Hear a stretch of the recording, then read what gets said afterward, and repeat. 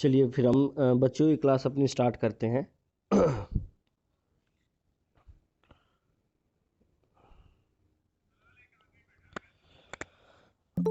हमने फिजियोलॉजी का हम चैप्टर कर रहे थे, उसका कुछ पार्ट बच गया है, तो उस पार्ट को हम आज क्लियर करते हैं। इसमें अब जो बचा है आपका स्पोर्ट्स इंजरीज बचा है। आज आपने जो लाइव क्लास ली होगी उसमें भी आपने स्पोर्ट्स इंजरीज के बारे में पढ़ा होगा।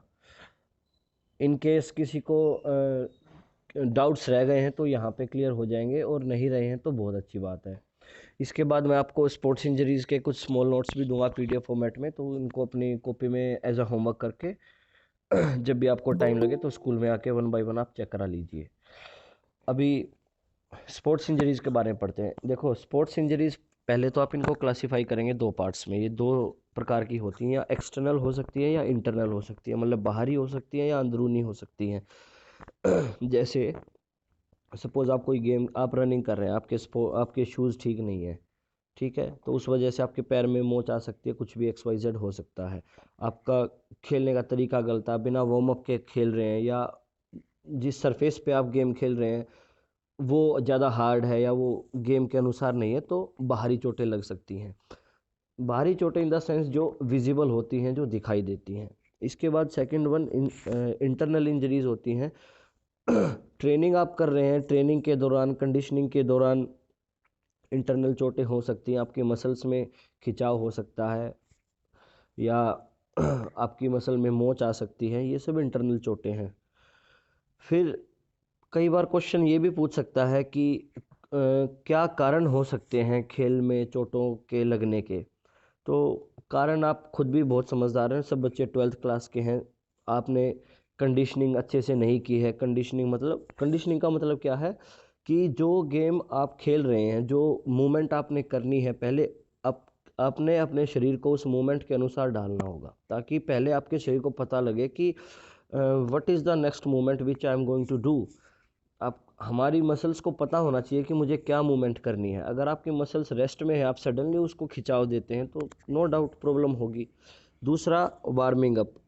वार्म अप आप ढंग से नहीं करते हैं, मतलब गरमाना जिसको बोलते हैं हिंदी में, अपर्याप्त गरमाना, इनएडिक्वेट, मतलब कि आपने वार्म अप अच्छे से नहीं किया है, आपकी मसल्स अभी वार्म नहीं है, ब्लड सर्कुलेशन उतना नहीं है जितना मसल डिमांड करेंगी एक्सरसाइज के दौरान, तो भी मतलब चोट लगने के रीज़न हो सकते हैं ये भी। तीसरा, फिटनेस की कमी है।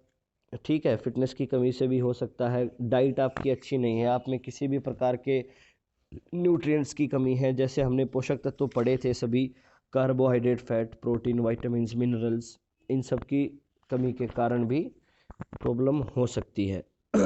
फिर आपने जो सेफ्टी या प्रोटेक्टिव गार्ड्स पहने होते हैं, जैसे क्रिकेट में एल्बो पे भी पहना जाता है, हेलमेट भी पहना जाता है, अगर आप ये सब यूज़ नहीं करते हैं तो भी चोटें लग सकती हैं। स्पोर्ट्स के इक्विपमेंट आपके ठीक नहीं है, किसी एक मसल को आप ओवर यूज़ कर रहे हैं, ठीक है, मतलब एक ही मसल को कंटिन्यूसली आप स्ट्रेस देते रहेंगे तो सडनली क्या होगा, मसल आपकी थक जाएंगे, जिसको मसल टोनिंग या ओवर टोनिंग भी कहा जाता है। तो इन सब से प्रॉब्लम हो जाती है।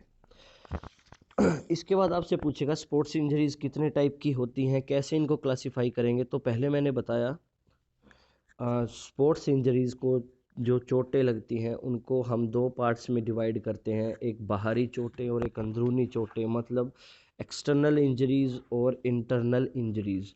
एक्सटर्नल इंजरीज़ जनरली आपको आपके स्किन पर देखने को मिलेंगी, जो बाहर की तरफ से दिखेंगी। अब उनमें उनमें क्या क्या आता है, उसमें आता है, एक को बोलते हैं रगड़। रगड़ इन द सेंस आप उसको एब्रेशन भी बोल सकते हैं, ABRASION, इंग्लिश में एब्रेशन बोलेंगे और हिंदी में रगड़ या छिल जाना। जैसे बाइक से गिर गए, रोड पर गिर गए तो रगड़ लग जाती है, ठीक है। आप जूडो खेल रहे हैं, मैट से भी रगड़ लग सकती है। मतलब सरफेस की वजह से जो शरीर पर निशान हो जाते हैं वो एब्रेशन या रगड़ है। जनरली इसको लिखने के बाद जो एग्जामिनर आपसे पूछना चाह रहा है, वो एक तो दो चीज़ें आपसे पूछना चाह रहा है। एक तो आपको ये पता होना चाहिए कि ये वाली इंजरी का नाम क्या है, कैसे होती है, और ये ठीक करने के लिए, इसको मैनेज करने के लिए आप क्या करेंगे। तो हम तीनों एस्पेक्ट को साथ में लेके चलेंगे। नाम मैंने आपको बताया एब्रेशन, ये एक्सटर्नल चोट में आती है, या इनको हम सॉफ्ट टिश्यू इंजरी भी बोल सकते हैं। सॉफ्ट टिश्यू इंजरी मतलब मुलायम या कोमल ऊतकों की चोटें। टिश्यूज़ आपको सबको पता है, 9th-10th में आपने पढ़े होंगे। सेल होते हैं सबसे, मतलब क्या बोलते हैं, जो सबसे छोटी इकाई है, smallest unit of our body, cell. Cell जब आपस में मिल जाते हैं तो टिश्यूज़ बना लेते हैं, टिश्यूज़ जब आपस में मिल जाते हैं तो ऑर्गन्स बना लेते हैं।